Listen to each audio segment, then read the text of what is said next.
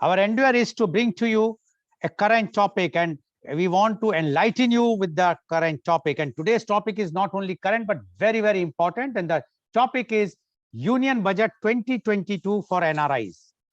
India's gross domestic product GDP growth for the financial year 2022 is targeted at 9.22%, which gives a lot of confidence to non-resident Indians, NRIs, to invest in India. NRIs will continue to send remittance, which have been constantly growing at $90 billion or 330.57 billion dirhams in 2021. India is ranked 7th in the world as far as remittance to its GDP is concerned. Government has not adjusted with the existing taxation regime for NRIs or the taxpayers. The government has announced two broad measures for NRIs. The first one is the introduction of e-rupee in the next fiscal year. The second noteworthy change is that e-passports are to be rolled out in the financial year starting from April 1st. The e-passport will come with an electronic chip with security-related data encoded on it. This will help NRIs in managing entry and exit with ease. However, the implementation of the scheme is a concern and need to be monitored closely.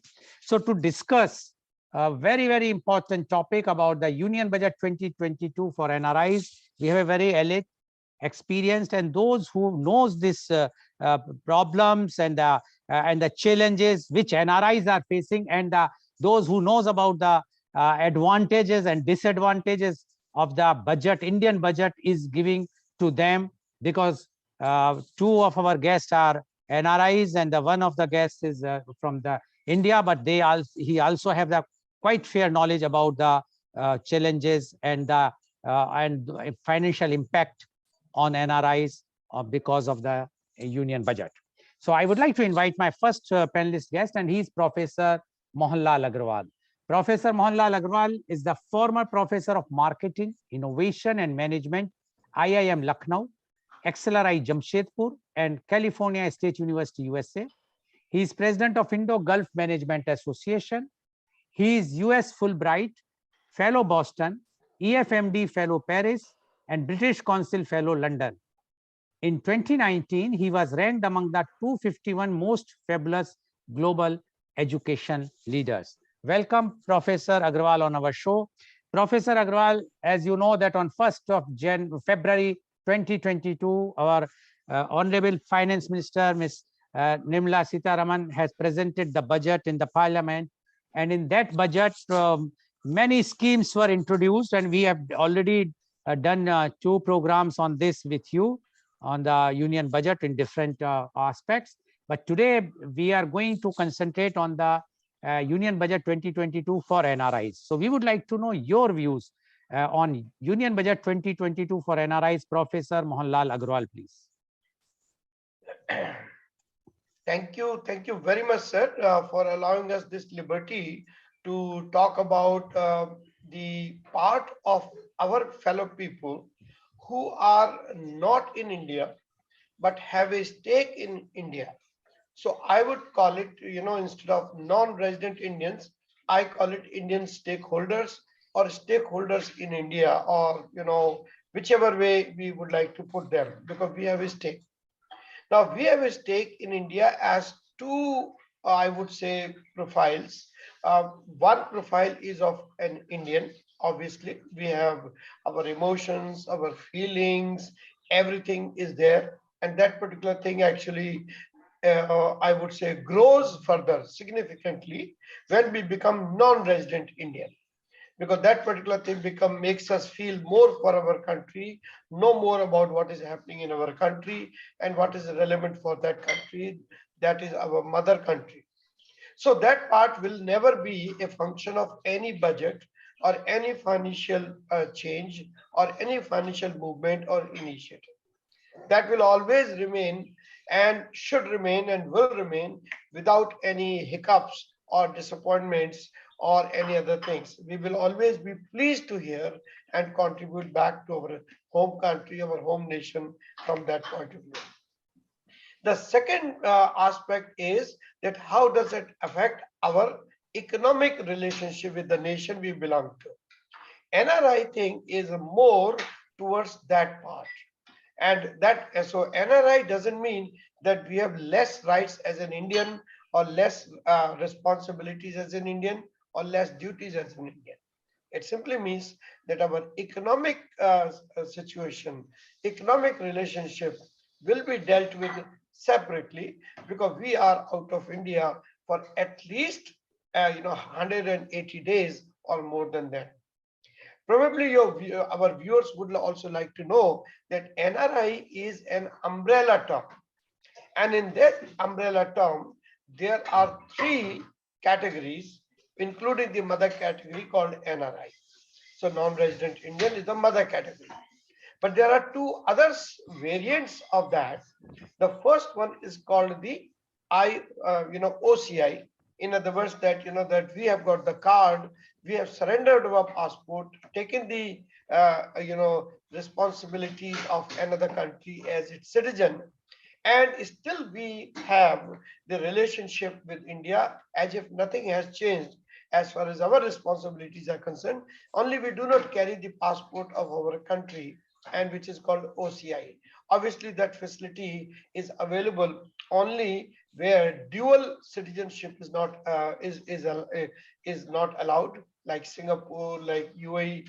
UAE anyway is a different case, so we don't want to discuss it. But other countries where you get the citizenship, but you do not get the right to be dual citizen.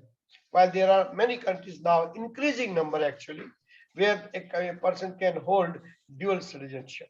Like just about last week, my son in Singapore and his family became Singapore citizen, and as a result, they now are becoming OCI. So that is just as an important part of that. The relationship will be different from that particular. And the third is the PIO, person of Indian origin. Person of Indian origin is any person who is a resident or citizen of any other country, but did have some relationship with India, either as a passport or mother or father. So there are, constitutional provisions. There are income tax provisions which define the relationship of NRI, OIC, and this just now I mentioned, PIO.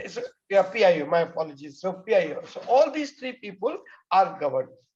In terms of numbers, the numbers vary. People have not given any official number, but still it is about 33 million Indians. 33 million Indians are NRIs. In other words, that they are out of the country in one way or another. 33 million is a very, very big number.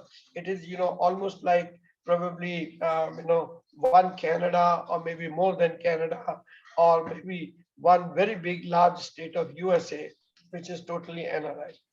And every year, 2.5 to 3 million people migrate from India to become NRIs. So again, this number is only going to increase. Our very respected Dr. Mr. Goel mentioned about the impact of these people in terms of remittance. Without doubt, this is one of the biggest relationships of NRIs with India. $600 billion coffer as foreign exchange is not just made because of the exports. It is also made because of the remittances. The remittances that Indians send from this wherever they are back to the country. So it's a very important relationship for the health of the country, for the, if not growth, definitely for the stability of the country. Because these days, foreign exchange will decide how free you are in terms of globalization, in terms of your global policies or global things. So NRIs do that also. Now, given this background of NRIs and relationship, Government of India is also both sensitive as well as respectful to the contribution of the NRIs over a period of time. Obviously, the entire union budget cannot be, $600 billion budget, a union budget cannot be just about, NRIs.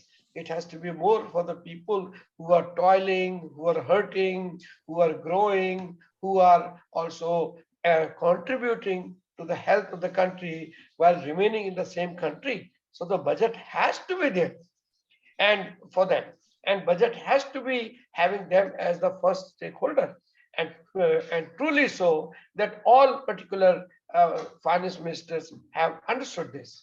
And this is also a fact that in general all NRIs are well off, or at least let me put it this way, better off than their fellow in India.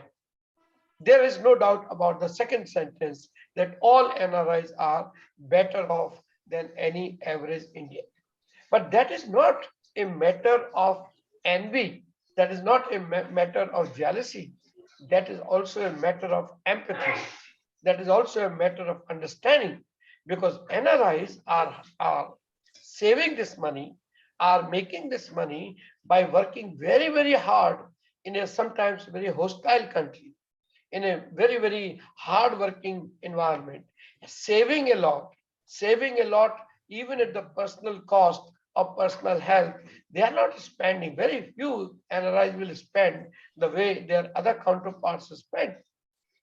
So in a way, they live a poor quality of life than probably the quality of life that resident Indians enjoy in India, even though they are earning less economically.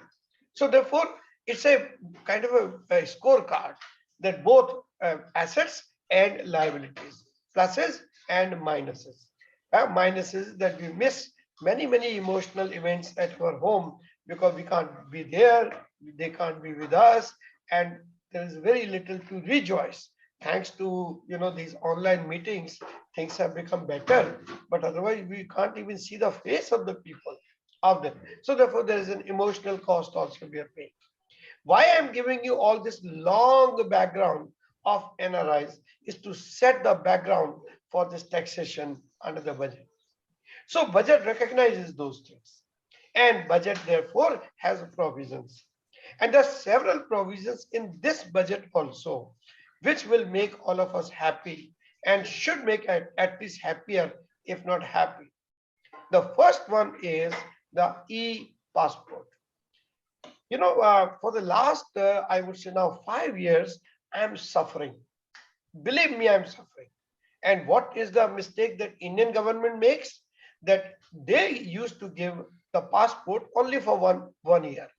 And then thereafter, they will extend it on the third page, extend it. So my passport on the front page always shows expired, expired, while it has been extended for 5 years. In each country I have gone, I have faced a problem. They do not believe, they think that it is a fake passport, made up passport. Why can't the government, even Indian officials do not sometimes, when I come to immigration, even they also ask this question, oh, it is an expired passport. I say, how could I travel on an expired passport? This is your fellow officers who have done that, or fellow departments who have done that. Most probably all this will be over, and many, many more features when we have e-passport. Because e-passports with a chip embedded in it will provide all data relating to me, which probably I may not be knowing, but the person will be able to ferret out because you are just scanning it, each and everything. Almost in the same way, like when we gave our frequent flying card to an airline, and as soon as they run the number, they know what our food preferences or marital status or everything that needs to be shared with them, they know. The same thing will happen here also. Who knows that the chip will also have that whether I'm defaulter, income tax defaulter or not, whether I'm absconding, whether there is something red alert or yellow alert or whatever alert it is against me, all those things will be there because it will be on the database and it will also connect with the database. So therefore it protects us. At the same time, it also exposes us to the kind of the real-time happening that will happen in the e-passport. I do not know what will be the features are mentioned in that particular SIM card or the chip which will be there inside that. I can understand that it is possible that all that data may not be available to everyone. It may be on a need to know basis. I get that. And I'm sure it is the right thing to do, but definitely it is better than others. It also protects us because it will tell who are our near ones, dear ones, and who to call, when to call, that kind of thing. Who knows that if this particular thing is expanded further, and if we are willing to give that, even our health status could also be there. Like for instance, in the case of UAE, the moment you use your Emirates ID, everything they know about us. When was the time we came, first employment, second employment, third employment, visa, parking fines, the any other fines, and we will be stopped based on the basis of that Emirates ID. The same thing might happen, or in my opinion, should happen sooner than later. So to me, it's a very, very big step, e-passport, and we should never just dismiss it like that. The second is the e-currency or e-rupee. Now this e-rupee, when it will be introduced, will create a very, very big opportunity as well as challenge for the people who are not within the country. The remittances that we are talking about, all these remittances will be adversely or positively affected in terms of remittances, because we will be dealing with e-rupees, and that particular e-rupee will also bring in a lot of convenience for NRIs and others, or inconvenience, I do not know, because it will depend upon the features of this, and RBI has said that it will take about a year before they introduce that. We know that there is a variation of e-rupee already in UAE, and I do hope that my friend Shalin talk about it, which is what is known as e-dirham. So e-dirham has been used for the last almost 6-7 years, and especially in the area of logistics and supply chain management. So I'm sure Shalin will know the benefits and the difficulties for the truck operators, for others, that they have this e-dirham facility. And some of the offices, they take only e-dirham, they do not take dirham at all. So again, who knows, that could be a very good model for e-rupee to follow. But I see that as a win. It will also create a pressure on inflation. It will also create a money supply issue, because we have been told right from our economics days, M1, M2, M3, but we never know that there was something like this could also come. So what will be the shape of that M4? That will also be a wonderful thing to see. So very, very exciting times ahead in terms of this also. The third, which I believe is very, very important, is this facility to allow us to provide a revised, assessment or income tax file. So because without feeling guilty, without feeling as if that somebody is accusing us of stealing or something else, but what we are doing at this particular moment is a very, very clear message, and that message is we trust you. Everybody makes a mistake. You have a second chance, and so this second chance is a very, very wonderful concept in any economy. It creates a bond, it creates a trust, it creates a new respect, that you also understand we made a mistake. Yes, deliberate mistakes, deliberate stealing, deliberate hiding of the income, and if it is found, sure, punish it, no problem. But then many cases, we follow the rule that you are not guilty or you are innocent until you are found guilty. So that's the point, which is again a very, very important point in this case also. So therefore, I wanted to highlight these three things more. As far as the interest is concerned, as far as other facilities are concerned, I think this is a wonderful thing that government has already done, that NRIs can open a stock trading account. They can also trade into shares. They can also trade into mutual funds. They were not in this budget, but previous thing. So combined effect I'm talking about. And as a result, all these particular things will happen. The very fact that the income tax rates haven't changed, I think that will make a little bit of certainty in terms of planning. But I do believe, and that I made last week also. And on that point, I will end that, like last week I had mentioned, that financial year and annual year or a calendar year must match, because NRIs are working under the same thing wherever they are, whether it is Singapore, whether it is UAE, whether it is Canada or USA or France or England. All of them are having this kind of thing, that where they are knowing which year you're talking about, and calculating, computing the income becomes more convenient. Many times we make a mistake because process of filing that is complex, because the way you are saying it puts pressure on us, and it's difficult to know which year you are talking about. So that's the thing I would say, and that is where I will end. I will definitely come back later, sir, when you give me an opportunity. Thank you once again. Appreciate it.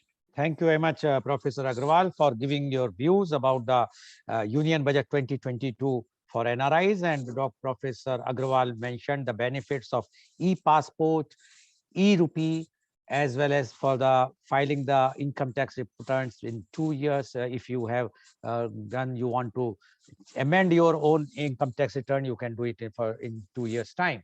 And he mentioned the benefits of what is happening in other countries.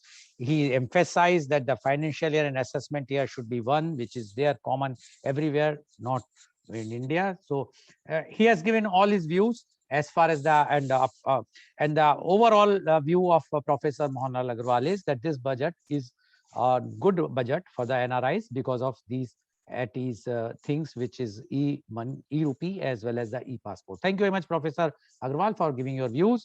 Now, I would like to invite my next panelist guest, and he's Mr. Shalin Shukla. Mr. Shalin Shukla is an alumni of Delhi University and IIM Ahmedabad. He is an astute professional with over 30 plus years of experience in logistics, management, supply chain management, profit center management, commercial operations, project procurement and management, vendor management, and ERP and systems implementation. He is currently working as a chief logistic officer at Pictures LLC in MHAO, Muhammad Hareb Al Otaiba Group company with a JV with Unnao, India. Powered by massive data and innovation, Pictures is a well poised to bring in disruptive technology in logistics through marketplace and end-to-end logistic platform. Welcome, Mr. Shalin Shukla on our show. Mr. Shukla, you have heard what Professor Agrawal has mentioned. Now, we would like to know your views on Union Budget 2022 for NRIs. Mr. Shalin Shukla, please. Thank you so much for inviting me. Mr. Shukla, your video is off. Please switch on your video. It's a live telecast. I am actually on a very low data connection on my mobile phone. But then it is not possible. It can't be shown on the live telecast, Professor Mr. Shukla. So we require you to be live, because otherwise the viewers will not see anything. Okay. They will see only my face, not your. So it is better that if you will switch on. Yes, please. And yes. turn your mobile on a horizontal position, please.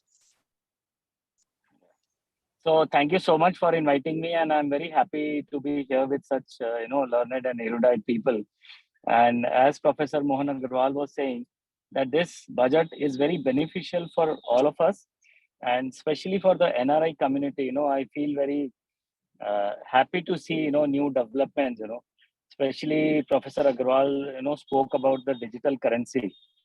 So it's been announced in the budget that the Reserve Bank of India will launch a central digital currency in 2022-23. Now, why this is a very welcome step? Now, world over, we have seen that digital currency is gaining more and more prominence, and it is coming into various operations. From booking your Uber to buying stocks to buying properties to buying $1 million various say paintings or collector items. You can buy properties with the digital currency. So cryptocurrency is going to be the norm in future, and it is very important that India also caught up with that. Now, cryptocurrency is backed by blockchain. Blockchain is a technology whereby unlike the old, systems of money transfer by banks, this is very quick, this is very fast, and the ledger record of all transactions is maintained in by various stakeholders, various partners. So there is absolutely zero chance of any kind of, data corruption or any kinds of frauds happening or any kind of, transactions going wrong. What happens is that currently, if I transfer some money from here to Amsterdam to my daughter, I have to wait. Maybe it will take 4 days, 5 days, 1 week for the money to transfer. Then you have to pay the banks. Here, the money transfer is direct through the cryptocurrency and there is no intermediary. So actually, various banks and transfer agencies and even the credit card companies, may lose a lot of their business. But end of the day, something is efficient, more convenient. It is going to be there whether you like it or not. So we have to be ready for that. So it's a very positive step by the Indian government to introduce the e-currency. And that is the future of currency market. That is the future of, digital payment transfers. That is the future of how people are going to pay for various goods and services in future. So that is a very welcome step, and backed by proper blockchain, backed by proper technology. Already we have seen India is way ahead of almost all other countries. Every week we are seeing a unicorn being born and so many billion-dollar companies. I am sure there are people working in the crypto field, and there are people, working on these kind of currencies to make it possible. And hopefully government will take advantage of all these developments and, introduce a proper currency with proper, legal framework. Because if you don't have a proper legal framework, it is very difficult for people to operate. If you make rules which are old, which are, almost like which bring in more red tape, So it is important for the government to take view of various regulations, especially in very advanced countries like Singapore, US, and then see how the regulations work and how we can make life easy of users of e-currency and not, make it more difficult. So I think it's a very welcome step. And in logistics also, we use blockchain very frequently to track our, various transactions. So it's very convenient for every.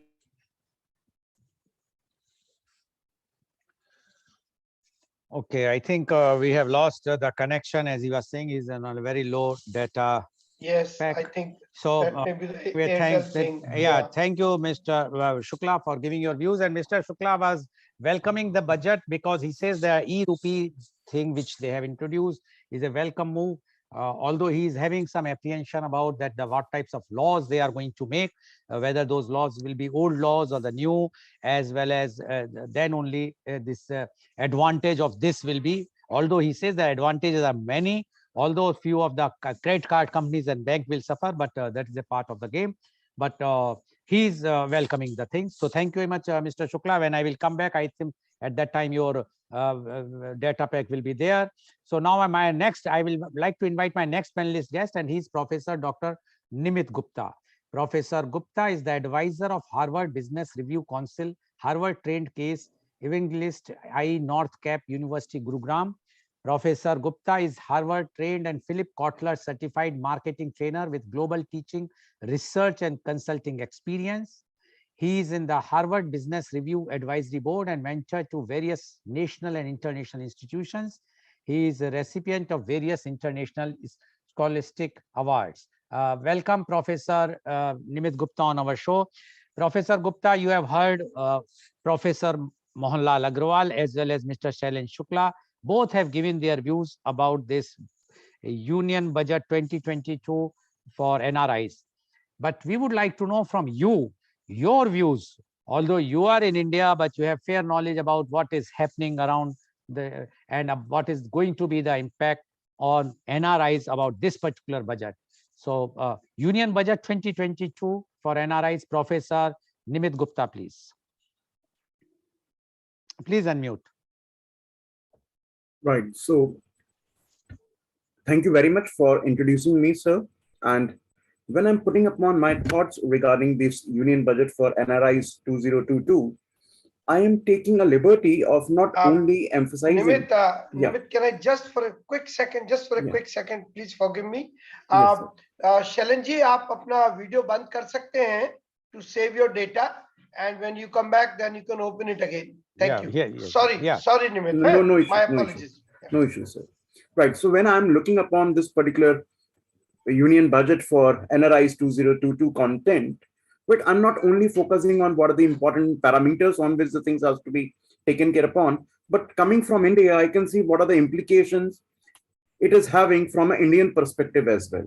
Right, to start the ball rolling, the first thing which is I want to convey on that when we look upon NRIs from Indian perspective, generally I can categorize into three categories, right? The first NRI is the person who is moving to particular other country in order to get a better standard of living, may not be for himself, but for the family.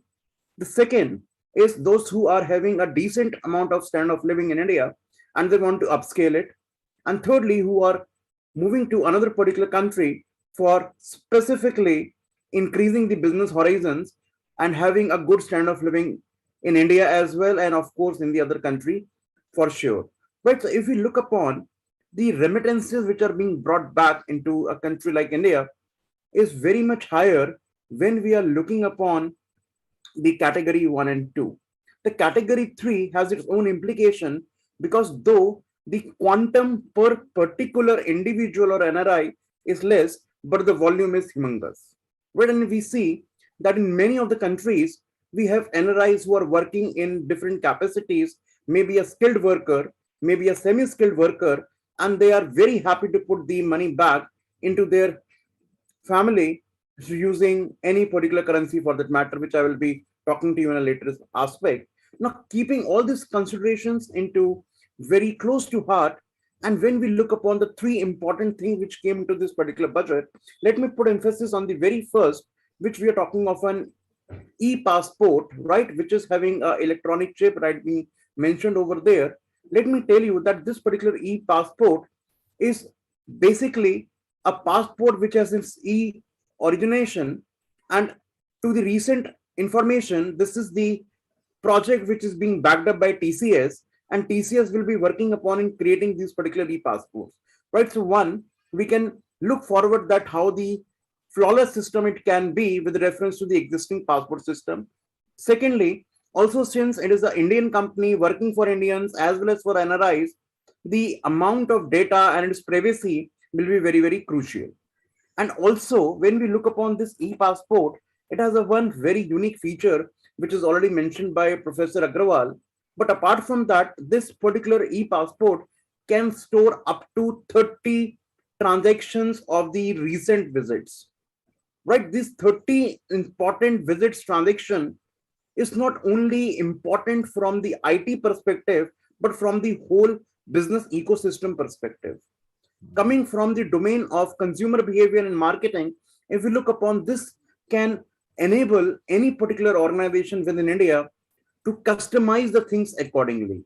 And that is a very, very big thing. So I'm not taking this particular budget provisions only from the perspective of making the things for the knowing, but also with reference to how it can impact on. Similarly, this particular e-passport, which has now having the advantages as well as disadvantages, but most importantly, this e-passport will have better acceptability across the world, and it will help India in rating itself in a much better position in reference to having the passport coming from the non-visa countries. So probably it will also upscale India's global ranking with reference to acceptability of a passport, which of course will give the probable or the potential NRIs another hope and another scope to move to different places. So A, this will increase the employment in the tourism sector in that particular manner.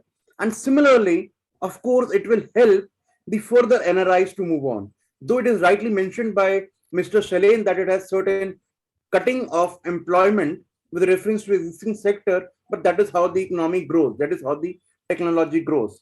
coming on to the second important aspect with reference to a digital currency, with reference to the e-rupee. So let me tell you, this e-rupee is the very, very important need of the hour. Reasons are pretty simple, that if it is introduced in the right frame, what is being mentioned by our respected FM, we are able to see that the cost of transactions, which are cross-border remittances included, they will come to a drastic reduction. And that will be a very, very positive motivational factor for any NRI to send back the money to India. And let me tell you that when money is coming back to India, the money is not for saving or investment. The money is for consumption.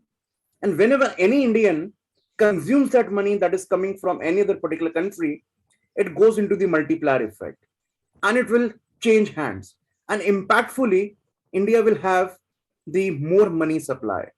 And of course, that will lead to the 9.2 GDP rate, what is being forecasted in this particular reference.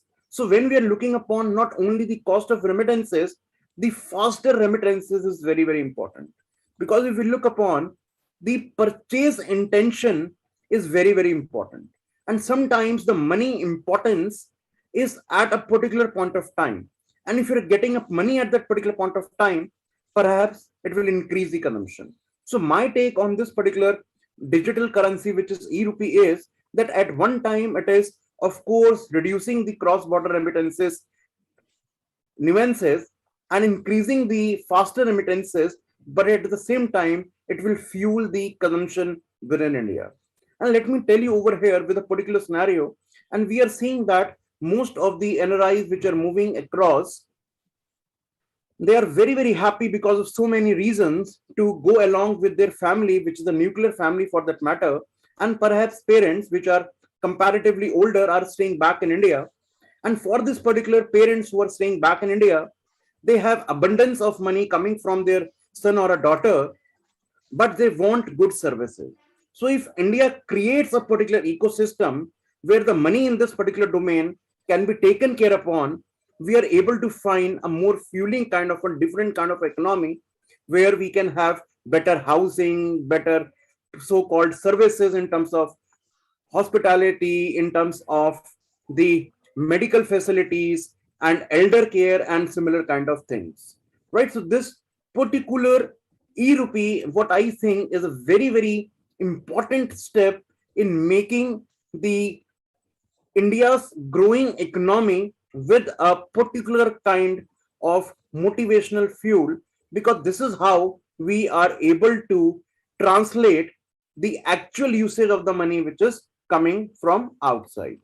Thirdly, which is very, very important in this particular regard, is that with the different kinds of cryptocurrency which is coming up, blockchain which is we are focusing on, and everything which is being out there, so the FM is very, very importantly mentioned about the transactions and the taxation on those particular things. So it will help the NRIs to be very, very cautious in terms of investing in cryptocurrencies, which is coming from Indian or not Indian domain.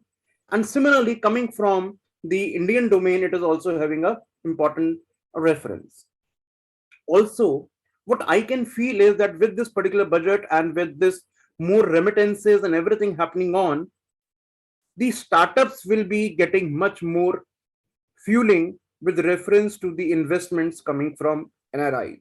And if we see that in Indian context, the service startups are gaining, which requires not so much big kind of a funding, but a funding which is coming from the authentic sources. So this authentication, transparency, and accountability, all these three things will eventually come across when we have a good amalgamation of e-currency in this particular regard, right?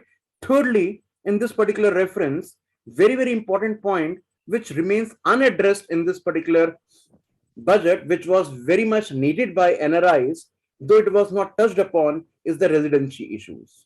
So many of the NRIs were looking upon the residency issues regarding 180 days or the amount of the remittances which can have a capping on needs to be further taken care upon by the finance minister. But I think that it is a very progressive thing which is moving on.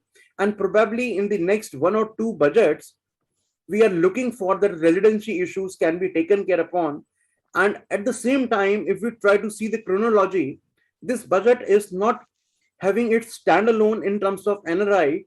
We have seen pre-COVID the initiatives coming from this particular government in order to move towards NRI, and not only NRIs who are coming to India, but at the same time, we have seen that whenever our PM goes to any other particular country, he always loves to interact with NRI.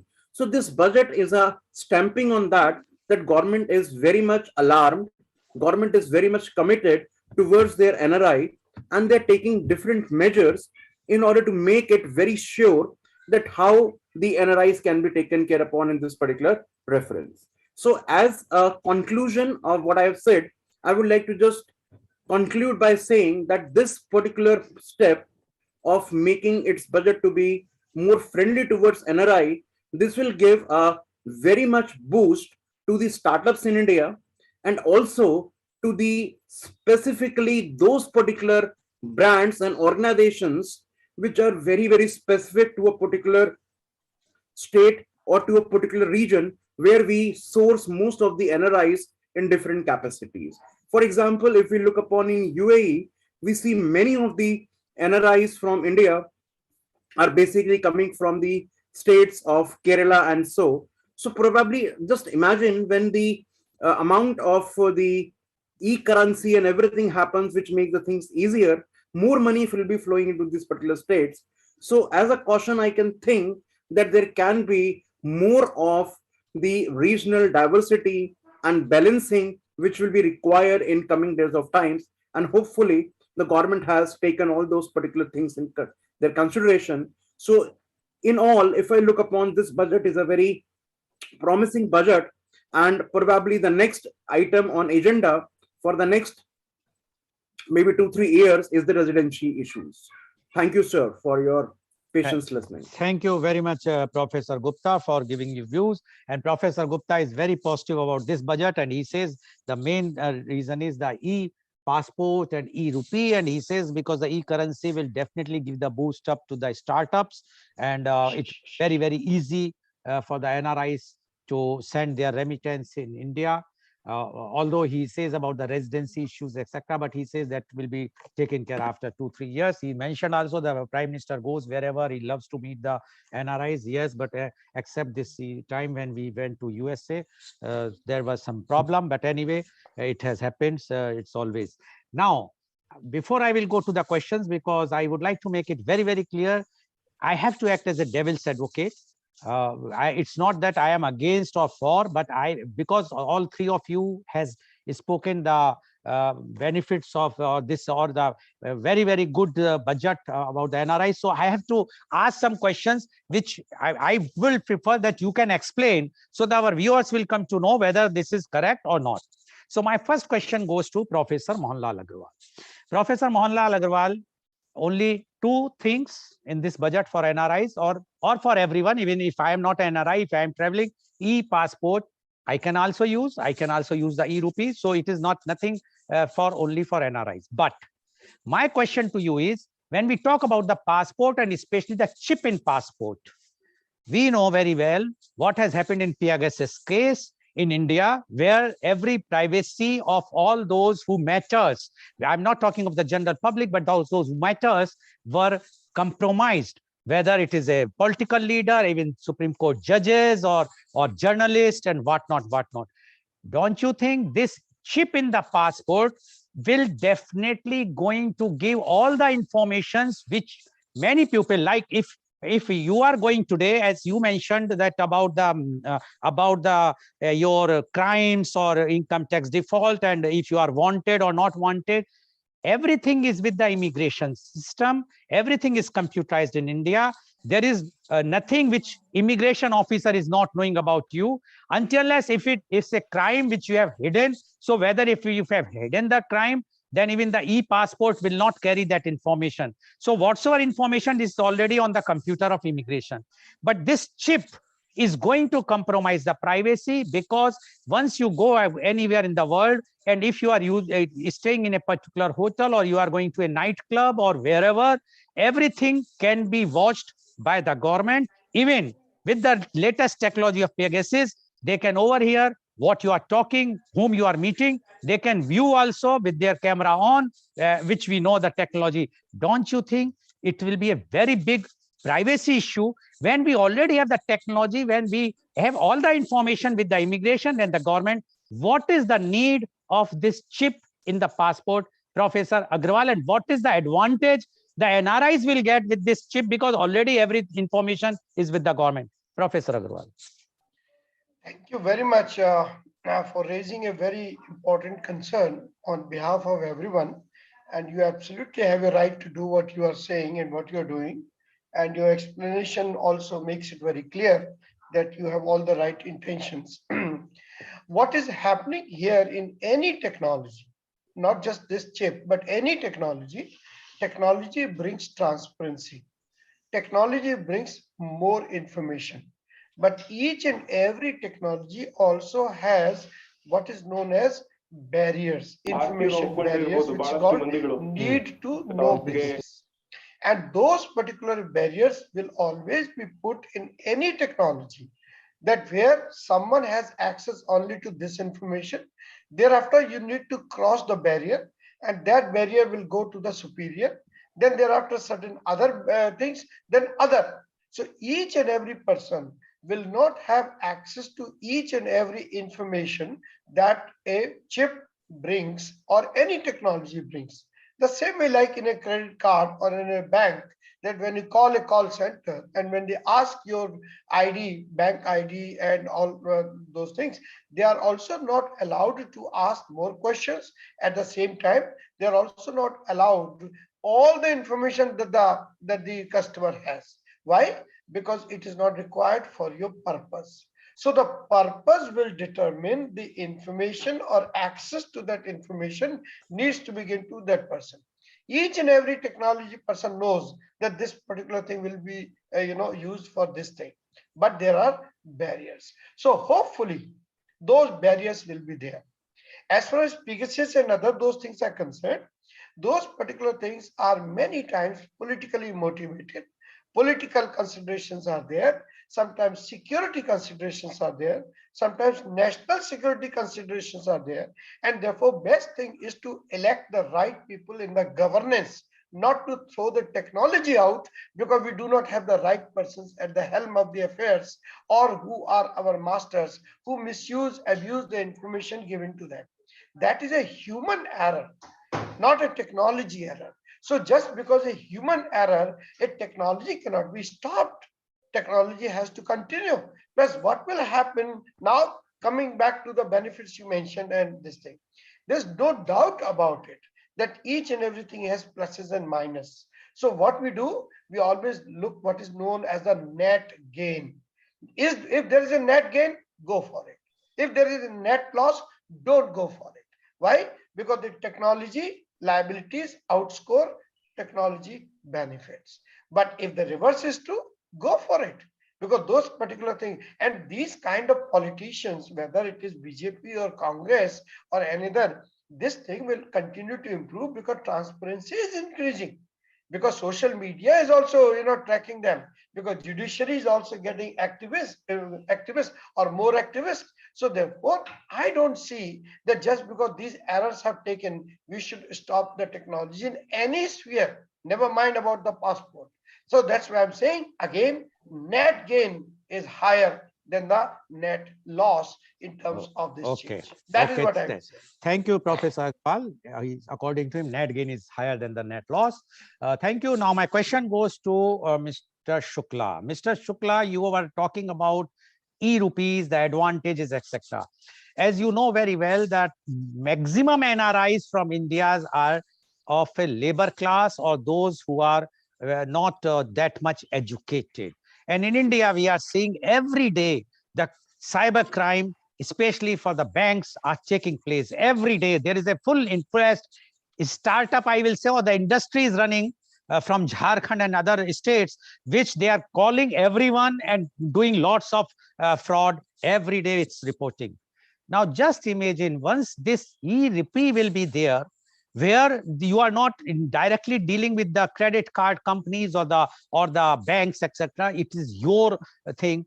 And those who are NRIs, maximum NRIs, because we are talking of NRIs, and NRIs are, as Professor Agrawal has initially mentioned, the PIOs and OCIs. They are not in the Gulf area, and we are talking of NRIs are generally in Gulf. Other places they get the residency, so they are not that much what we have seen in the Gulf area.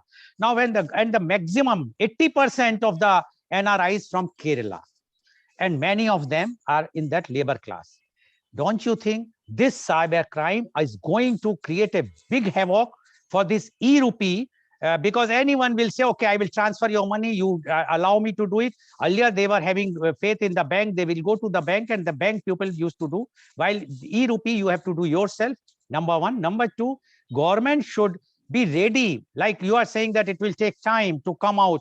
Government should be ready first, because budget means it should be effective from 1st April of that financial year, as Professor Agrawal is emphasizing that it should be assessment, the AY and financial year and the assessment year should be same. So here also, if it is 1 year after they are going to implement, then why it was mentioned in this particular budget? So my question to you is whether this e-rupee is really going to benefit, or it will be beneficial only for few who are high ups or who are earning more, and those labor class is going to suffer the maximum with this cyber crime, which is prevailing in India. If you have no information, you can check up from any of your Indian relatives and friends. Almost every day, so many people are losing their money. What is your view about this, Mr. Shukla? Sir, I would give a slightly, very simple answer to this very complicated question. The simple answer is, if you don't lock your house, you are likely to get robbed. In one sentence, I've given you the summary of what I want to say, and I will explain it now, that there is a paradox in our life. On one hand, we are sharing our date of birth, our minute-to-minute journeys, our birthdays on apps like Facebook and Instagram. And on the other hand, we talk about privacy. So there's a lot of hypocrisy in what we say and what we do. While Pegasus, as Dr. Mohan Agrawal mentioned, was a purely political issue, sir, if you are aware, 99% of the apps on your mobile phone track you while you are not using the app also. If you are a user of iPhone, recently iPhone, in a software upgrade, has given the power to the users to stop the apps from tracking them, which means if you are on Facebook and Facebook can track you on your mobile transactions, on your banking transactions, on your chats on WhatsApp, what you're doing on other apps also. So 99% of so many Chinese apps recently were banned, because they were doing a lot of data harvesting. So data harvesting is a very old trick used by, various unscrupulous agencies and, software developers and hackers. And while you spoke about hacking in India, I would like to tell you that the world's highest hacking incidents and digital forgeries happen in US, Europe, and Africa. And Middle East is also, unfortunately, one of the largest, shares the largest portions of victims. So if you lock the door, nobody can rob you. So if you are careful, you will not get hacked. If you are not careful, then you will get mugged on the road also, So there's no role of digital currency. So digital currency is here to take you forward. And as Dr. Agrawal said, there are pitfalls which we need to be careful about. There are things which you need to do. And sir, I beg to differ with you on the point that you said that, the poor people or the labor class will, get duped. I do not agree. They're very net savvy. They use the latest technology to talk to the country. Okay, we have all again lost. Save a lot of money. Right now they are paying. They are paying to transfer money to their hometown. This they will save because the money transfer cost will likely to go down by almost 90%. So they will be the biggest beneficiary while transferring money to their home, to their family. They will not lose the money in terms of transfer charges. So the e-currency is going to benefit them in a big way. So I think this fear is totally unfounded. And as we see any new technology comes, people learn to, see the pitfalls, and they find ways and means of how to avoid them. So with time, we will have, measures in place. The technology provider themselves will put measures in place whereby, you will not be able to get defrauded. Oh, okay. But Thank you. Thank you, Mr. Shukla. Only one point I would like to add: when you are talking about USA, UK, and other countries, they have a very strong, robust insurance companies who are covering all these frauds. While in India, there is no such type of insurance. And when you are talking about that now, the technology savvy in India, we are seeing the cases, everyone having iPhones or Samsung top notch, learned people, educated people, and they are losing money every day. The news is coming, so many person, because it's not the tech savvy, the way they are doing it. And those persons who are doing it, they are not hacking. They are just giving you the call, and in that way they hack, not in a very advanced technology hacking, what they are in the banks they are doing. Even we have seen in the case recently in Singapore, when one of the bank was hacked, and the money was not, the bank was hacked, all their customers were hacked, but the bank reinstated the money immediately with the support of insurance company. While in India, that system is not there till now. That is a problem. Anyway, thank you very much, Mr. Shukla. I will come back to you. You can close your video now. Now my question goes to Professor Nimit Gupta. Mr. Gupta, you are saying budget is very good, blah, blah. If you compare this budget, which Professor Agrawal mentioned, but unintentionally, he mentioned just about the previous budget. If you see the budget of 2021, there were things which were really directly benefiting the NRIs. Because, as I told you, the Kerala is the maximum NRIs in Gulf area. And there were elections in Kerala last year. This time, no elections. These 5 states are having very less NRIs. Punjab is not having those NRIs. Basically, they are in Canada and other places, very less in Gulf. Now, my question to you is, this budget is again a political budget, although I would have asked this question to Professor Agrawal, but he always says that you always put me a political question. Now I am asking you, because you are in India, I can straight away say that this budget is nothing but it's a political budget. This time they know that Kerala is not going for vote, so they have not given any relief or any advantage to the NRIs whatsoever. They are just saying that e-passport, when it will come, nobody knows. E-currency, nobody knows. So it is nothing. It's just a 15 lakhs will come to your account or achhe din. My point to you is, don't you think in India this budget is again a politically motivated? Nothing, no news, good news for the NRIs. Professor Gupta, please. Right. So thank you, sir, for this pertinent question, and also saving Professor Agrawal for this from this question. Right. So in India, if we look upon two things we cannot separate from India. One is cricket, another is politics, right?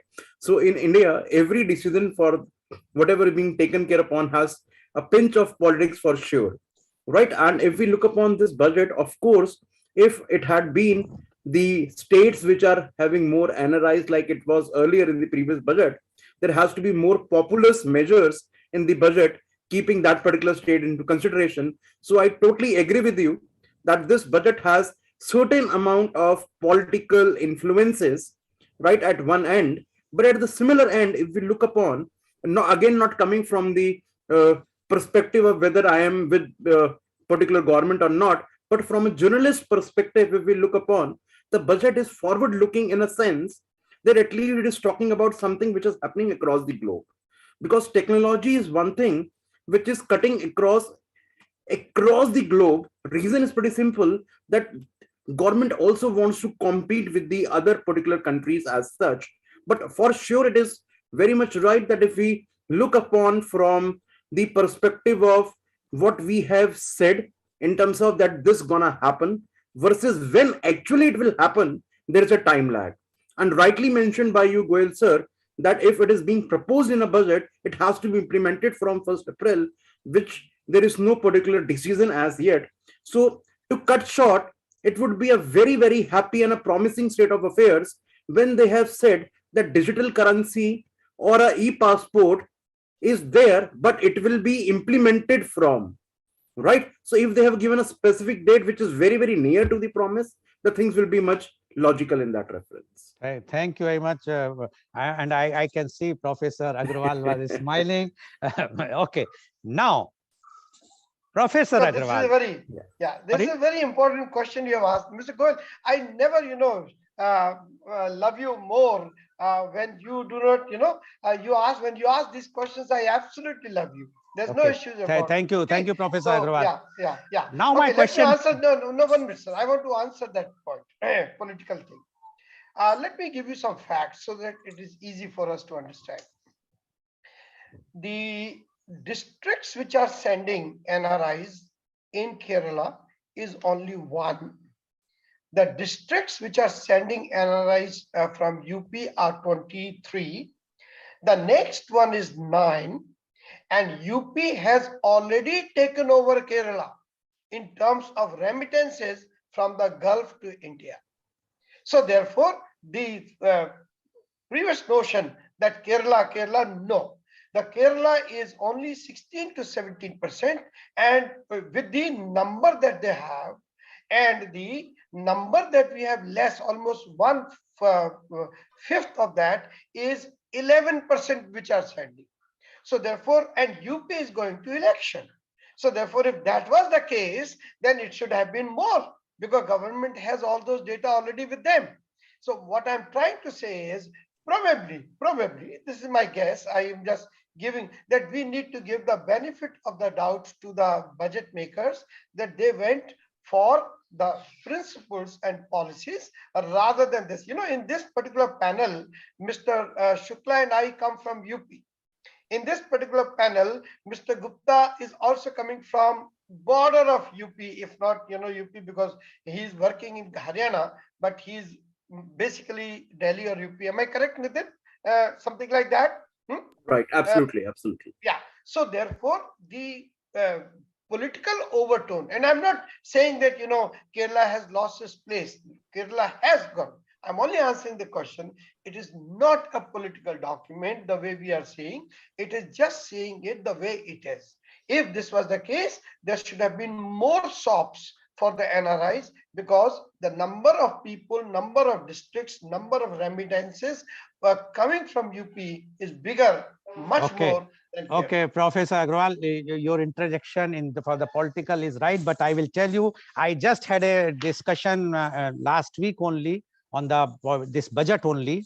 I don't know whether it was with you or with someone else, in which I clearly mentioned one thing, and I asked this question that this budget is against, because there is everyone knows now, it's not a secret, because I also belongs to UP. When you are talking about the UP, there is no secret that there is a fight is going in between, a cold war or an open fight, whatsoever you will say, between Mr. Modi and Mr. Yogi.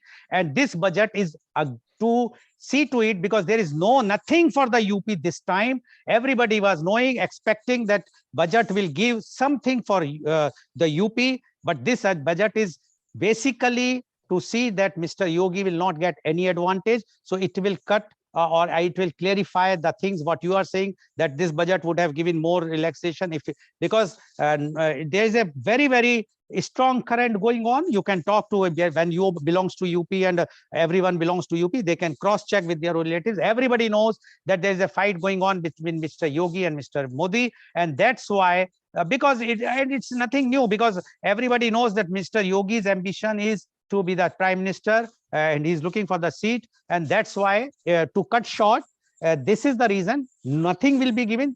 This replies your last time, the last budget, because BJP wanted to win Kerala by putting the Kerala chief minister, portrayed him in a very, very bad shape, very bad image was created about the sex scandal and whatnot, and even the custom duty evasion, smuggling, etc., etc.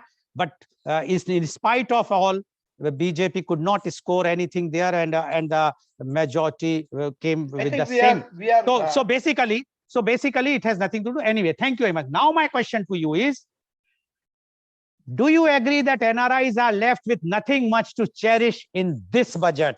Forget about this e-passport. This is for everyone. If it will benefit me also. It is nothing very much for this thing. In Hindi we say ek jhunjhuna pakda dena hai, but not a real benefit for NRIs. As NRI, are you getting any benefit in tax? Are you getting any benefits for housing? Are you getting any benefit whatsoever? And I can add you here also that I did a program on Pravasis, and their grievances from UAE only were that they were treated as a second citizen in country. When they come back here, till the time they are sending remittance, fine, because during the COVID they were treated very badly. Although Vande Bharat or whatsoever, that was a very good gesture from the government that they have organized those flights. But when they reached in their home states, they were not giving any importance what they have remitted here. So do you think NRI's expectations for more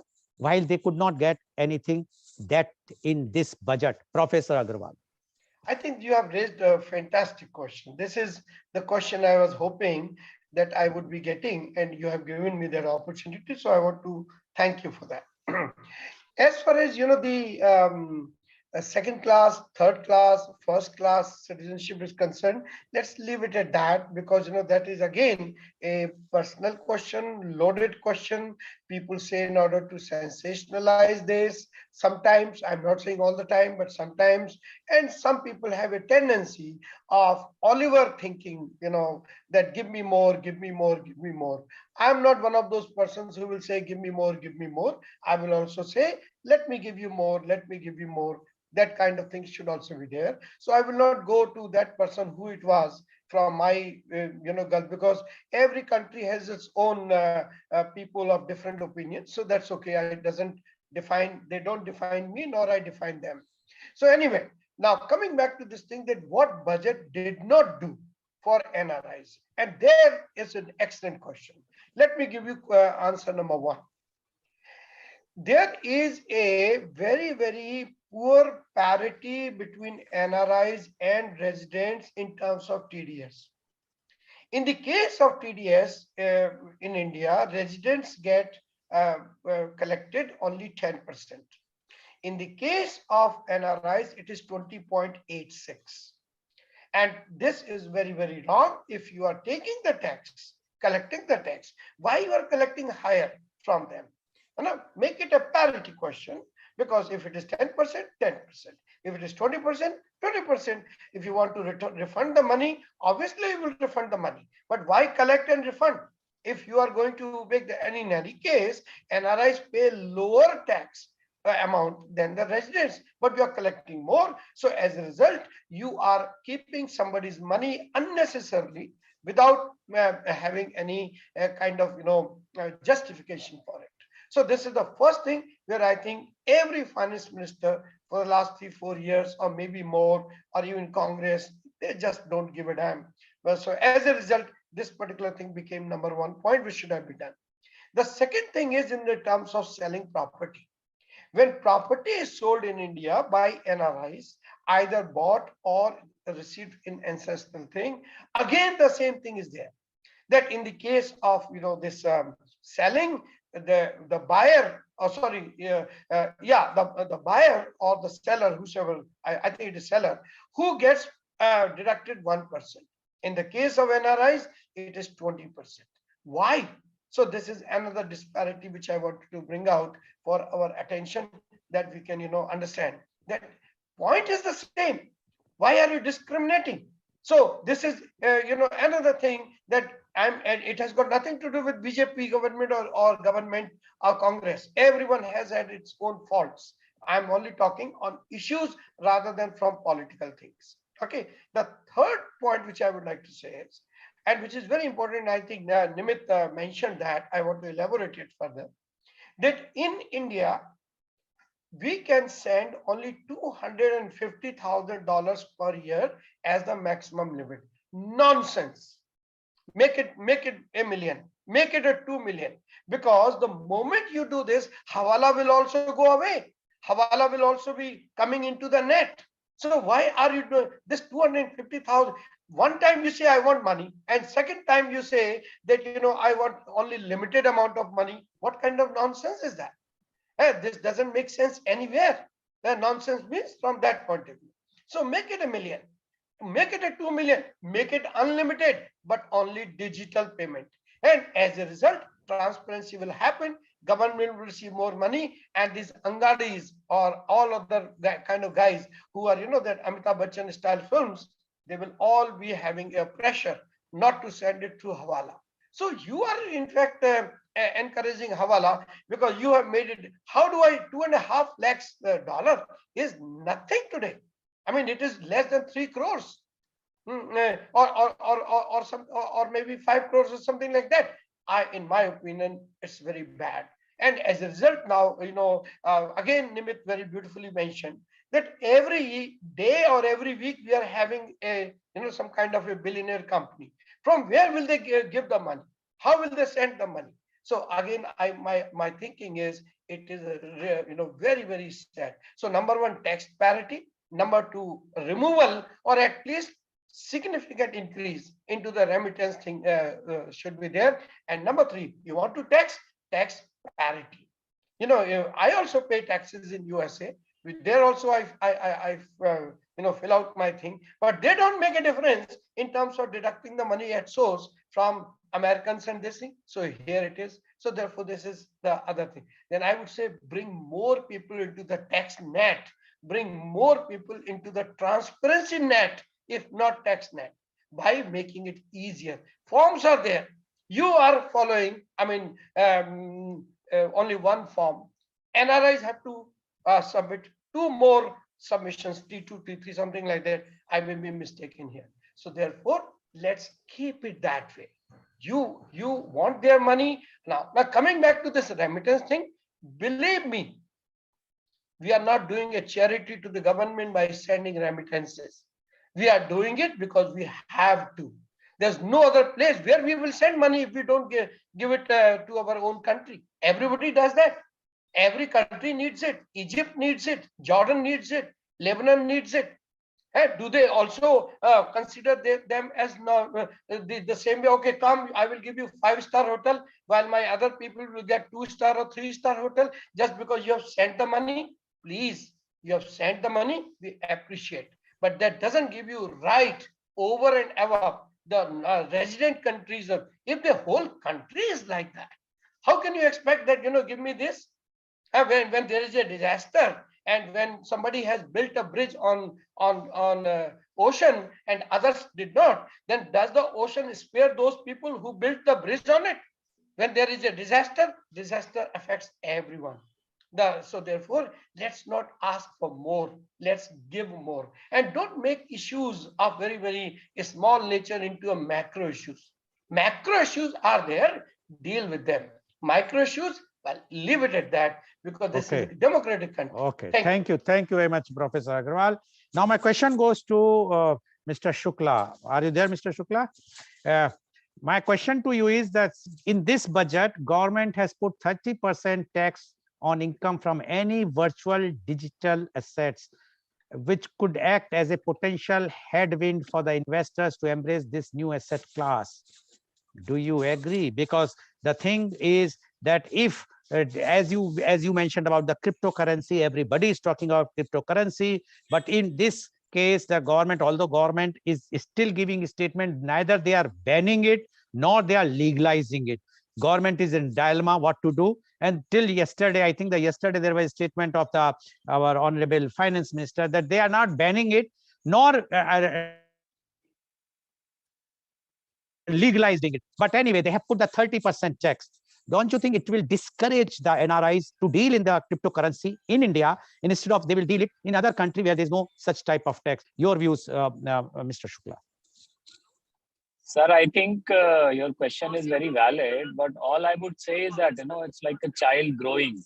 It will take, change shape. It will take different routes. It will, fall while it tries to stand up, and then gradually it will start running. So it's very early for us to say that this is right or this is wrong and why this was done.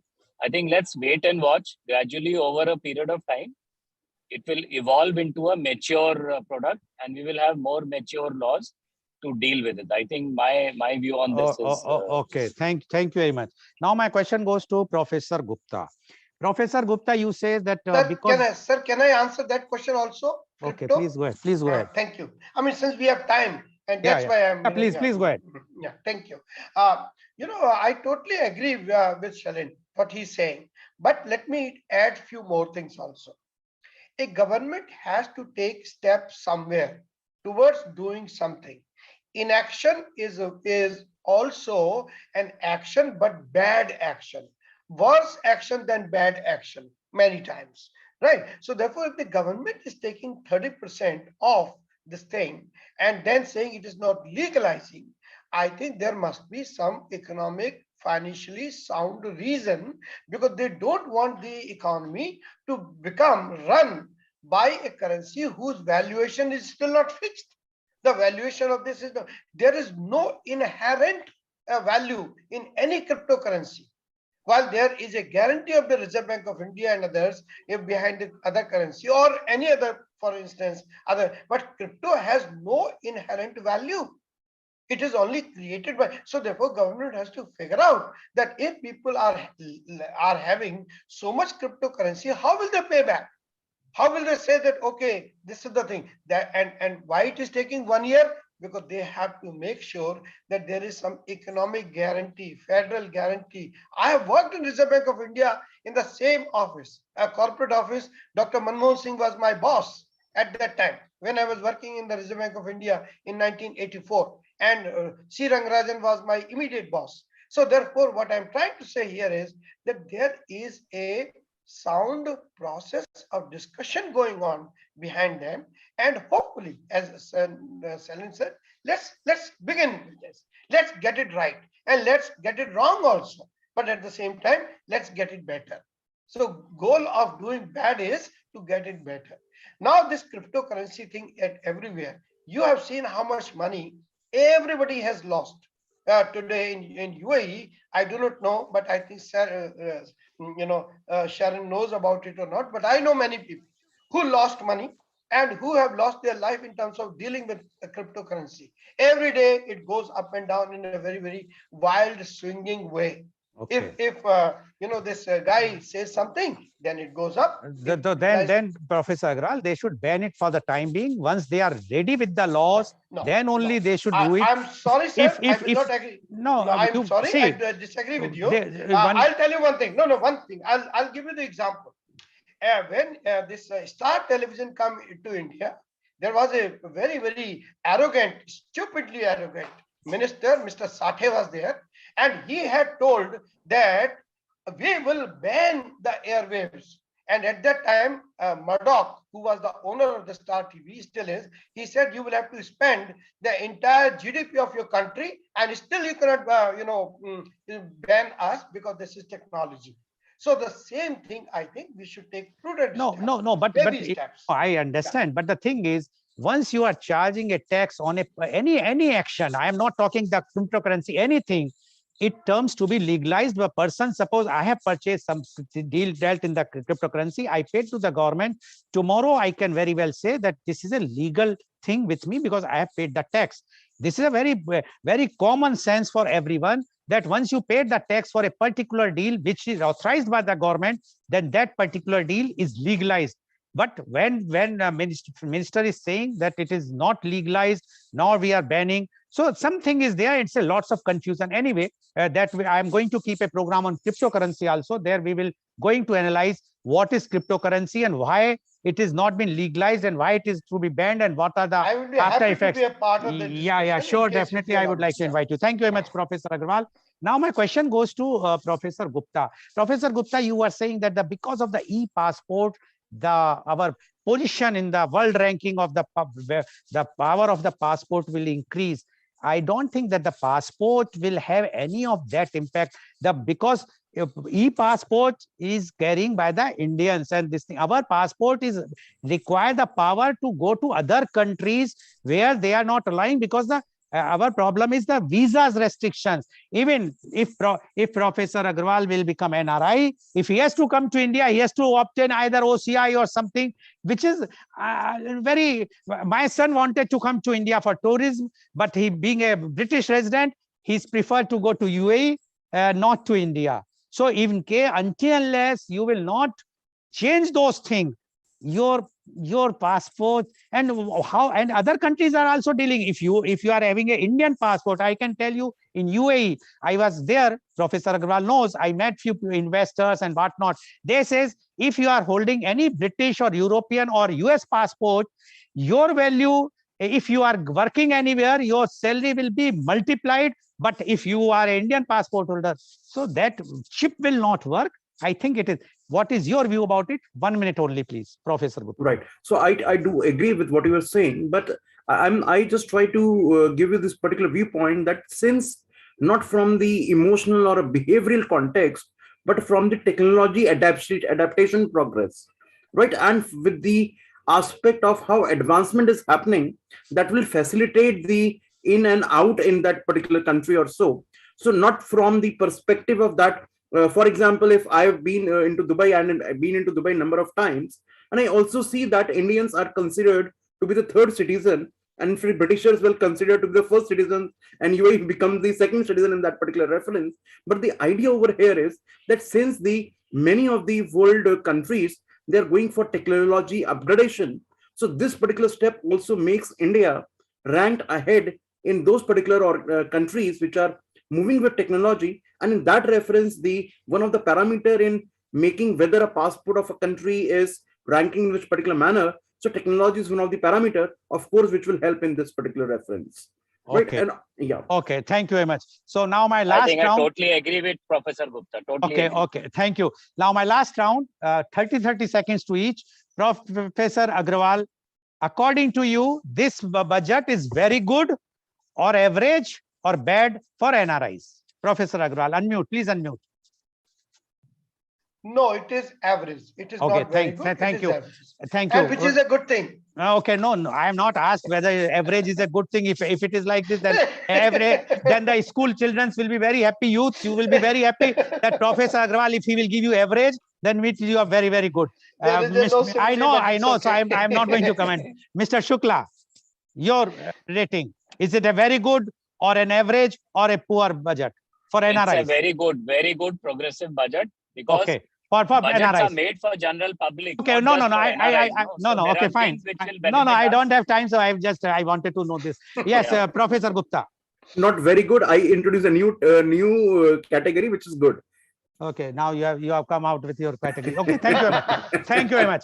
Thank you. So viewers, you have seen. Teachers are always like that. Yeah. Viewers, you have seen today that all our three expert panelists has given their views, and their views are very, very clear that this is a progressive budget because it is adapting the technology, and which is very much required in our country. Only thing is they were expecting some more relaxations, which the Honorable Finance Minister has not given the best reason known to her or to Mr. Modi. But one thing is very clear, this budget, they are very happy, and I'm sure if NRIs are happy, we will get more and more remittance to the country and our country, because we are always want remittance more, and if remittance will come more, we will be more happy because instead of doing something where we will be sending remittance outside, should be our aim that tomorrow we must make ourselves so much powerful that other countries people are working here, and let them send the remittance abroad. Then we can say,